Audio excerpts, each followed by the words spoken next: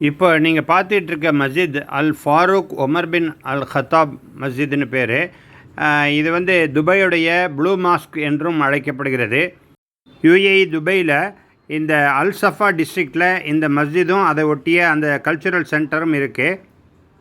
1986 கட்டப்பட்ட இந்த மஸ்ஜிது வந்து பிறகு 2003 விரிவாக்கம் செய்யப்பட்டது. மறுபடியும் 2011 மறுபடியும் ரீபில்ட் பண்ணாங்க. 2000 பேர்களுக்கு மேலே தொழுகக்கூடிய வசதி உள்ள அளவுக்கு ரீபில்ட் பண்ணாங்க. இஸ்தான்புல்லில் இருக்கக்கூடிய 17ஆம் நூற்றாண்டைச் சேர்ந்த சுல்தான் அகமது மஸ்ஜித், அதாவது அங்கே இருக்கக்கூடிய ப்ளூ மாஸ்க், அதனுடைய சாயலில் இது இருக்கிறதுனால இதை வந்து துபாயோடைய ப்ளூ மாஸ்க் என்று அழைக்கப்படுகிறது. கலாச்சார புரிந்துணர்வு ஏற்படணுங்கிறதுக்காக எல்லா சமயத்தை சேர்ந்தவர்களுக்கும் இங்கே வந்து பார்ப்பதற்கு அனுமதி உள்ளது. இங்கே இஃப்தார் என்று சொல்லக்கூடிய நோன்பு திறப்பதற்கு ஒரு 7000-8000 பேருக்கு மேலே இங்கே கலந்து கொள்ள முடியும். அந்த அளவுக்கு வசதிகள் இருக்கிறது. அதே போல் பெண்களுக்கு தனி இடவசதியும் இருக்கிறது.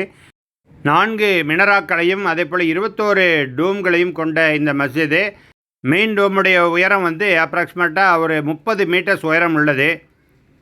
இந்த மஸ்ஜித் காம்ப்ளெக்ஸ் வந்து 8700 ஸ்கொயர் மீட்டர்களை கொண்டது. அதில் வந்து பில்டிங் ஏரியா மட்டுமே 4200 ஸ்கொயர் மீட்டர்ஸு. இவ்வளோ பேர் நோன்பு திறந்தாலும் கூட இஃப்தார் முடிஞ்ச உடனே துப்புரவு பணிகள் பண்ணிக்கிட்ட நடக்குது. மக்ரிப் முடிஞ்சாச்சு.